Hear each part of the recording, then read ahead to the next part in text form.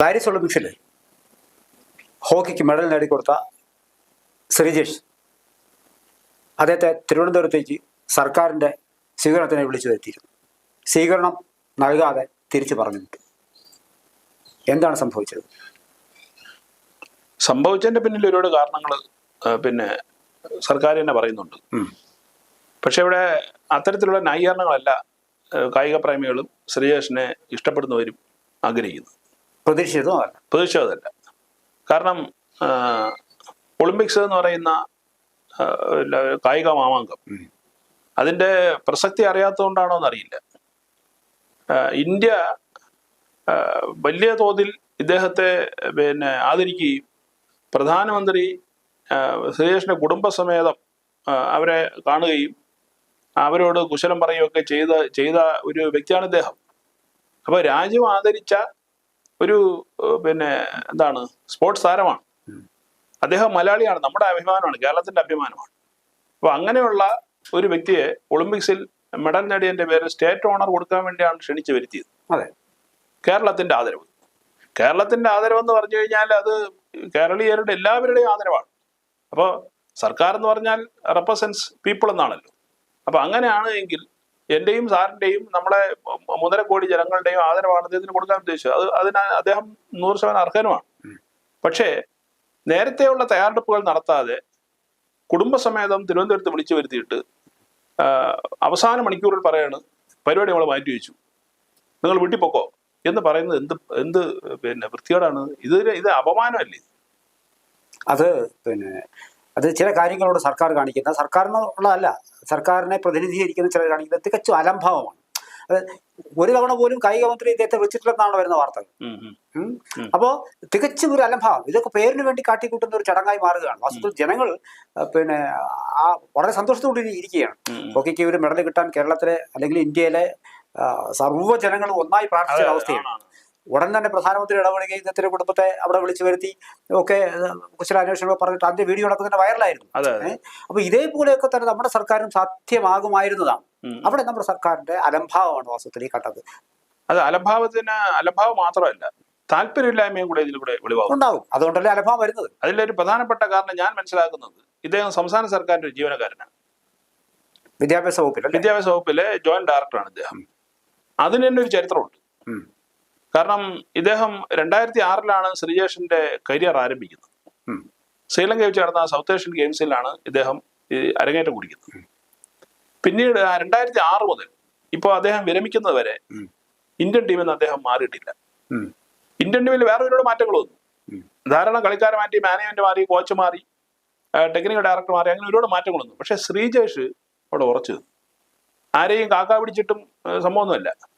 ശ്രീജേഷിന്റെ കഴിവ് കണ്ടിട്ടാണ്. എത്ര പേര് മാറി വന്നാലും ഗോൾ കീപ്പ് ചെയ്യാനായിട്ട് അവിടെ ശ്രീജേഷ് ഉണ്ട് എങ്കിൽ ഞങ്ങൾക്ക് കളിക്കാൻ വലിയ ആത്മവിശ്വാസമാണെന്ന് മൻപ്രീത് സിംഗ് അടക്കമുള്ള പ്രശസ്തരായ കളിക്കാർ പറഞ്ഞിട്ടുണ്ട്. എല്ലാവരും ഇല്ലേ? അപ്പൊ ആ ഒരു അതായത് എന്റെ ഗോൾ കാക്കുന്നത് ഒരു വൻ മലയാണ് എന്ന് ഒരു ഉറപ്പുണ്ടെങ്കിൽ ഈ കളിക്കാർക്കെല്ലാം ആത്മവിശ്വാസത്തിൽ കളിക്കാൻ പറ്റും. അല്ല, ഈ ഒളിമ്പിക്സ് തന്നെ പെനാൾട്ടി ഷൂട്ടൗട്ടിലേക്ക് പോയ സമയത്ത് തന്നെ കളിക്കാർക്ക് ഒരു കാര്യം ഉറപ്പായിരുന്നു, ഇതിൽ ഇന്ത്യ ജയിച്ചു കയറും. തീർച്ചയായിട്ടും ശ്രീജേഷാണ് നടന്നിരിക്കുന്നത്. അതെ, കാരണം അതിനൊരു ഉദാഹരണമാണ് 2012 പാകിസ്ഥാനുമായിട്ടുള്ള മത്സരം. അതെ, അതുപോലെ പെനാൽറ്റി ഷൂട്ടൗട്ട് സാറിന് ഓർമ്മ ഉണ്ടാവും. വളരെ ഉദ്യോഗം ഉണ്ടാക്കിയ ഒരു കളിയായിരുന്നു. അന്ന് ഒരു വൻ മല വരുന്ന പാകിസ്ഥാന്റെ എല്ലാ മോഹങ്ങളെയും ചവിട്ടി തെറിപ്പിച്ച ശ്രീജേഷായിരുന്നു. അതെ അതെ അതെ.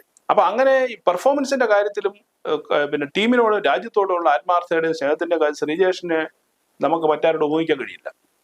അത്ര നല്ല കമ്മിറ്റഡ് ആയിട്ടുള്ള ഒരു പ്ലെയറാണ് ശ്രീജേഷ്. ഇവിടെ ലോക ഫുട്ബോൾ മത്സരത്തിൽ അർജന്റീന പലപ്പോഴും ഷൂട്ടൗട്ടിലേക്ക് പോകുമ്പോൾ ആ ഗോൾ വലയം കാക്കുന്ന അദ്ദേഹത്തിനായിരുന്നു വിശ്വാസം. അതെ, തീർച്ചയായിട്ടും അതേ വിശ്വാസമാണ് ഹോക്കിയിൽ ശ്രീജേഷിനോട്. ഉറപ്പായിട്ടും ഈ ഗോൾ കീപ്പർമാരെ കുറിച്ച് പൊതുവായി പറയുന്ന ഒരു സംഭവമുണ്ട്. അത് ഈ പറഞ്ഞ ഹോക്കി ആയാലും അല്ലെങ്കിൽ ഫുട്ബോൾ ആയാലും പറയുന്നത് ഈ ഗോൾ കീപ്പറുടെ ജോലി താങ്ക്ലെസ് ജോബ് എന്നാണ് പറയുന്നത്. പൊതുവെ പറഞ്ഞ കായികരംഗത്തുള്ള ആളുകൾ പറയുന്നത്. കാരണം അംഗീകാരം ഒരിക്കലും കിട്ടില്ല. അതെ അതെ. ഈ ഗോൾ അടിക്കുന്നവനെയും അല്ലെങ്കിൽ ഈ മുന്നേറ്റക്കാരെയും അവർക്ക് പിന്നാലെ സംഭവം ആകെ പരിഗണിക്കുന്നപ്പോഴാ ഇതുപോലെ ഒരു പെനാൽറ്റി ഷൂട്ടൗട്ടിന്റെ സാഹചര്യം വരുമ്പോഴായിരിക്കും വരും. അത് ആ മത്സരം കഴിഞ്ഞോടെ അങ്ങ് പോവുകയും ചെയ്യും. ഇതാണ് സാധാരണ സംഭവിക്കുന്നത്. ആ ഒരു താങ്ക്ലെസ് ജോബാണ് വളരെ താങ്ക്ഫുൾ ആയിട്ട് വർഷങ്ങളോളം ചെയ്തത് ശ്രീജേഷ്. ഒരു കോംപ്രമൈസ് അദ്ദേഹം തയ്യാറായിട്ടില്ല എന്നുള്ളതാണ്. അത് ഈ പറഞ്ഞ പോലെ ഈ രാജ്യത്തോടുള്ള എന്താണ് വല്ലാത്ത താല്പര്യവും സ്നേഹവും അതിനോടൊപ്പം ആ സ്പോർട്സിനോടുള്ള അദ്ദേഹത്തിന്റെ ഒരു കമ്മിറ്റ്മെന്റുമാണ്. അതുകൊണ്ട് തന്നെയാണ് അദ്ദേഹം ഏറ്റവും നല്ല പെർഫോമൻസ് നടത്തി ഒരു ഘട്ടത്തിൽ റിട്ടയർമെന്റ് പ്രഖ്യാപിച്ചത്. ഇനി ഞാൻ ഇത്തരം മത്സരങ്ങളിലേക്ക് ഇല്ല എന്ന് പറഞ്ഞു. പക്ഷെ ഇദ്ദേഹത്തിന് ഈ ശ്രീജേഷ് കരിയർ ഉയർന്നു വരുന്ന സമയത്ത് നമ്മുടെ സംസ്ഥാന സർക്കാരിന് ഒരു പരിപാടി ഉണ്ടല്ലോ, കായിക താരങ്ങൾക്ക് ജോലി കൊടുക്കുക എന്ന് പറയുന്ന പരിപാടി. അങ്ങനെ ഒരിക്കൽ ഈ ജോലി കൊടുക്കാനായിട്ട് 17 പേരുടെ ലിസ്റ്റ് തയ്യാറാക്കി. അതിൽ PR ശ്രീജേഷ് ഉണ്ടായിരുന്നു. ആ ലിസ്റ്റിലെ 16 പേര് കേരള സർക്കാരിന്റെ ജോലി വേണ്ടാന്ന് പറഞ്ഞിട്ട് പോയി. മലയാളികളാണ് എല്ലാവരും.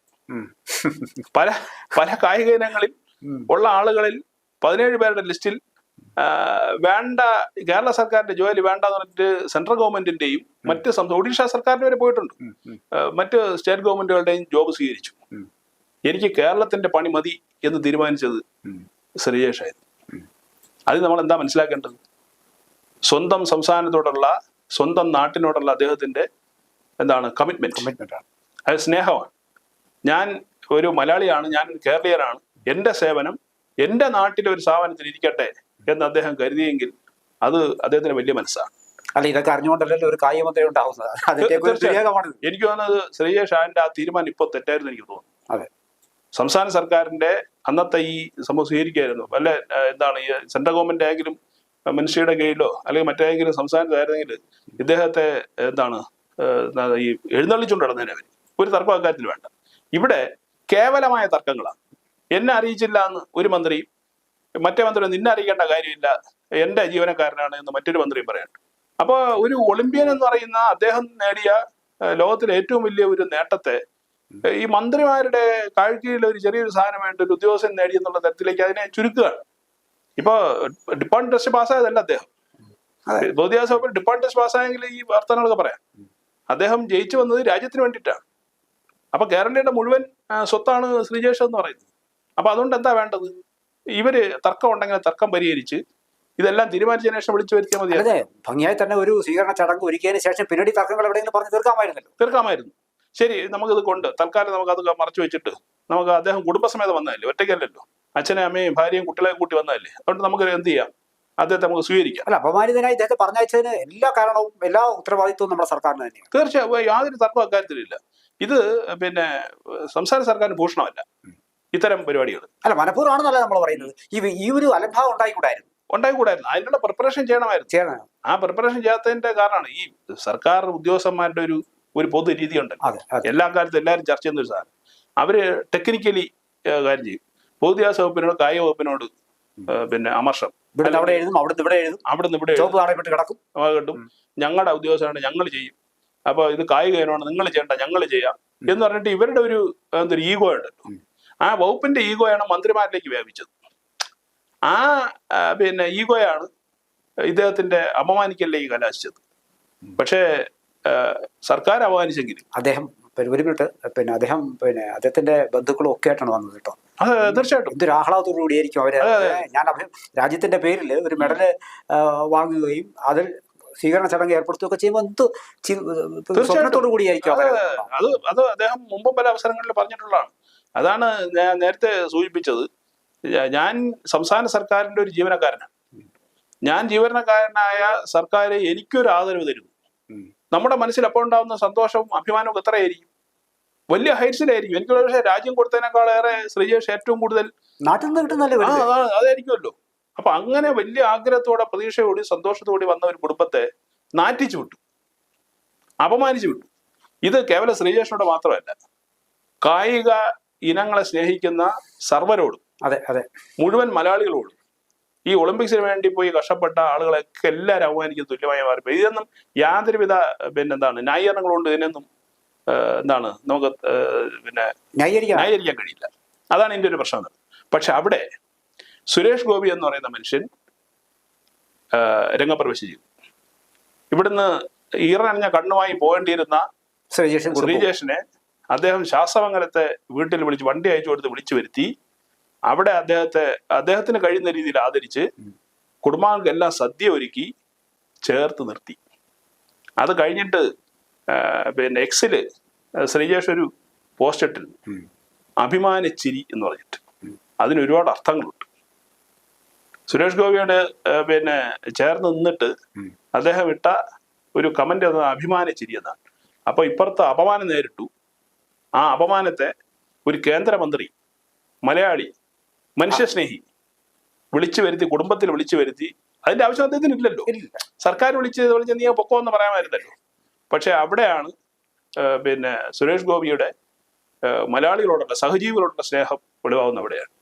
ഒരുപക്ഷെ അദ്ദേഹം അങ്ങനെ ചെയ്തില്ലായിരുന്നെങ്കിൽ ഈറനണിഞ്ഞ കണ്ണുകളുമായി അദ്ദേഹത്തിന് മടങ്ങേണ്ടി വരും. കേരളീയർക്ക് മൊത്തം ഒരു അപമാനം തന്നെയാണ്. ഒരു അപമാനം തന്നെയാണ്. നാട്ടിൽ ചെല്ലുമ്പോഴത്തേക്ക് ഇതിനേക്കാളേറെ മോശം അനുഭവത്തിന് ഉണ്ടായിരുന്നു. പക്ഷെ അതിനേക്കാളേറെ എനിക്ക് തോന്നുന്നു സർക്കാർ കൊടുത്തതിനേക്കാളേറെ ഏറ്റവും നല്ല ആദരവാണ് ഇപ്പോൾ സുരേഷ് ഗോപിയുടെ അദ്ദേഹത്തിന് കിട്ടി എന്നുള്ളത്. അല്ല, ഇനി രണ്ടാമത് സർക്കാരിന് കൊടുക്കാൻ കഴിയുള്ളൂ എന്നാണ്. എന്തോ ഇനി സർക്കാരിന് കൊടുക്കാൻ കഴിയുള്ളൂ, അത്രേ ഉള്ളൂ കാര്യം. ഒരു ആദരവ് കിട്ടി കഴിഞ്ഞാൽ അത് സെലിബ്രേറ്റ് ചെയ്ത് കഴിഞ്ഞല്ലോ. അതാ അവിടെയാണ് ഇതിന് പ്രശ്നം. സംസ്ഥാന സർക്കാർ ഇപ്പം ചുരുങ്ങി. ആരുടെ മുമ്പിൽ? നാട്ടുകാരുടെ മുമ്പിലും ഈ കുടുംബത്തിന്റെ, ശ്രീജേഷിന്റെ കുടുംബത്തിന്റെ മുന്നിലും പൊതുജനങ്ങളുടെ മുന്നിലും സർക്കാർ ചെറുതായില്ലായ്മയുടെ പേരിൽ. അതെ അതെ അതെ, സർക്കാർ ചെറുതായി. സത്യം പറഞ്ഞാൽ മുഖ്യമന്ത്രി ഇത്തരം കേസുകളിലൊക്കെ ഉള്ള സജീവമായി ഇടപെടേണ്ടതാണ്. കാരണം രാജ്യത്തിന്റെ ഒരു പ്രശ്നം വരുന്ന സമയത്ത്, അല്ലെങ്കിൽ ഇത്തരത്തിലുള്ള ഒരാളെ ആദരിക്കുന്ന ഒരു പ്രശ്നം വരുന്ന സമയത്ത് ഇത്തരത്തിലുള്ള കേവലത്തിലുള്ള തർക്കങ്ങൾ ഉണ്ടാക്കുന്നവർക്ക് നടപടി സ്വീകരിക്കാനാണ് സത്യം പറഞ്ഞാൽ. ആ നടപടി സ്വീകരിച്ചിട്ട് മാത്രമാണ് മേലിലെങ്കിലും ഇത്തരത്തിലുള്ള ഒരു സാഹചര്യം കേരളത്തിലെ കായിക താരങ്ങൾക്ക് ഉണ്ടാകാൻ പാടില്ല. അല്ല, മുഖ്യമന്ത്രിക്ക് പോലും പൊറുതി കെട്ടിയിരിക്കുകയായിരിക്കും ഇത്തരം വകുപ്പുകളെ കൊണ്ട്. കാരണം വെച്ചാൽ എല്ലാം ഒന്നും അദ്ദേഹത്തിന് നേരിട്ടൊന്നും ഇടപെടാൻ കഴിയില്ല. അപ്പൊ അദ്ദേഹത്തിന്റെ ശ്രദ്ധ അതിലത്ത് ഗൗരവമായി പതിയേണ്ടതാണ്. ഇനി മേലിലെങ്കിലും രാഷ്ട്രത്തിന്റെ പ്രതിനിധികളായി പോകുന്ന ഇത്തരം കളിക്കാർക്കോ അല്ലെങ്കിൽ മറ്റാൾക്കാർക്കായാലും ശരി ഇങ്ങനൊരു അപമാനം നേരിട്ടുകൂടാ. അവിടെ മറ്റൊരു പ്രശ്നം ചൂണ്ടിക്കാണിക്കുക, അദ്ദേഹത്തിന്റെ ആദ്യ ടൈമിൽ, മുഖ്യമന്ത്രിയുടെ ആദ്യത്തെ ടൈമിൽ അദ്ദേഹം എല്ലാ വകുപ്പുകളിലും അദ്ദേഹത്തിന്റെ CMO ഇടപെട്ടിരുന്നു. എല്ലാ വകുപ്പുകളിലും. ഈ രണ്ടാം അധികാരത്തിനപ്പോ അദ്ദേഹം അത് വേണ്ടാന്ന് CMOയ്ക്ക് ഉദ്യോഗസ്ഥന്മാർക്ക് നിർദ്ദേശം കൊടുത്തു. വകുപ്പുകൾ അവരുടെ മിനിസ്ട്രികൾ അവരെ സ്വന്തം ചെയ്യട്ടെ. എനിക്ക് തോന്നുന്നു അതിന്റെ ഒരു അബദ്ധവും കൂടി ഈ കൂട്ടത്തിലുണ്ടെന്ന് തോന്നുന്നു. കാരണം ഇത് കേവലമായ ഈഗോയ്ക്ക് വേണ്ടി ഒരു അഭിമാന താരത്തെ അപമാനിച്ച് കളിയാക്കി കണ്ണീരണിയിപ്പിച്ച് വിട്ടതിന്റെ ഉത്തരവാദിത്വം എന്ന് പറയുന്നത് ഇവർക്കാണ്. ഇതിൽ നിന്ന് അവർക്ക് ഒഴിഞ്ഞു പോകാൻ കഴിയും. മാത്രമല്ല, ഇതിന്റെയൊക്കെ പാപഭാരം ചേർത്തപ്പെടുന്നത് കേരള സർക്കാരിലാണ്. തീർച്ചയായിട്ടും അതിന്റെ ഒരു പങ്ക് മുഖ്യമന്ത്രിക്ക് ഉണ്ടെന്നാണ് ആൾക്കാർ വ്യാഖ്യാനിക്കും. പക്ഷെ സത്യത്തിൽ അദ്ദേഹത്തിന്റെ നേരിട്ടൊരു പങ്കുമില്ല. അപ്പോൾ ഈ ഒരു സാഹചര്യത്തിൽ അദ്ദേഹം വളരെ കൃത്യമായി തന്നെ ഇത്തരം കാര്യങ്ങൾ ഇനി ഉണ്ടാവരുത് വളരെ ഗൗരവമായി തന്നെ ഉറപ്പായിട്ടും ഒരു വാണി കൊടുക്കേണ്ടത് തീർച്ചയായും വേണം. അപ്പൊ ഇവിടെ ശ്രീജേഷ് എന്ന കായിക താരത്തോട് പറയാനുള്ളത് ക്ഷമിക്കണം എന്നൊരു വാക്കെങ്കിലും അടുത്ത സ്വീകരണത്തിൽ പറയണം. അതാണ് പറയേണ്ടത്. ഞങ്ങൾക്ക് തെറ്റുപറ്റി. ശ്രീജേഷിന്റെ അച്ഛനും അമ്മയും നിങ്ങൾ കുടുംബാംഗങ്ങളെല്ലാം ഞങ്ങളോട് ക്ഷമിക്കണം, നമുക്ക് തെറ്റുപറ്റിപ്പോയി എന്ന് സർക്കാർ പറയണം. അതിൽ യാതൊരുവിധ നാണക്കേടും വിചാരിക്കേണ്ട കാര്യമില്ല. അല്ല, ലോകം അറിയുന്ന ഒരു ഇന്ത്യൻ താരം, അതെ, ഒരു മലയാളി. അപ്പൊ അതിന്റെ ഗൗരവം ഇവർ ഇനിയെങ്കിലും മനസ്സിലാക്കും. ഒരു മലയാളി, അതിനപ്പുറം കേരളത്തിന് പരിചയമില്ലാത്തൊരു കായികനവും കൂടി. അതെ അതെ, അതും പ്രസക്തമാണ്. ഇന്ത്യയുടെ തനത് കായികനാണെന്നുള്ളത് ഒരു വസ്തുത അവിടെ നിൽക്കട്ടെ. പക്ഷെ അതോടൊപ്പം തന്നെ കേരളത്തിൽ വ്യാപകമായി കളിക്കാത്തൊരു കളിയാണ് ഹോക്കി എന്ന് പറയുന്നത്. അതുകൊണ്ട് അപൂർവ ആളുകളെ വരുന്നുണ്ട്. അതിൽ പ്രധാനിയാണ് അദ്ദേഹം. അദ്ദേഹത്തിന്റെ അടുത്ത ഭാവി പറയുന്നത് ഒരു ഹോക്കി അക്കാഡമിയാണ്. വലിയ കോൺട്രിബ്യൂഷൻ അദ്ദേഹം ചിലപ്പോൾ ഈ മേഖലയിൽ കേരളത്തിലെ വളർന്നു വരുന്ന കുട്ടികൾക്ക് ചെയ്യാൻ കഴിഞ്ഞേക്കും. അപ്പൊ അങ്ങനെയുള്ള ഒരു വ്യക്തിത്വത്തെ യങ്സ്റ്റർ കൂടിയാണ്, ചെറുപ്പക്കാരനും കൂടിയാണ്. അപ്പൊ അങ്ങനെ അദ്ദേഹത്തെ കൂടുതൽ മോട്ടിവേഷൻ കൊടുത്ത് ഈ മേഖലയിൽ കൂടുതൽ സംഭാവനകൾ നൽകാൻ കഴിയുന്ന തരത്തിൽ വളർത്തിക്കൊണ്ടതിന് പകരം അദ്ദേഹത്തിന്റെ മനസ്സ് മടുപ്പിക്കുകയല്ലേ ചെയ്തത്.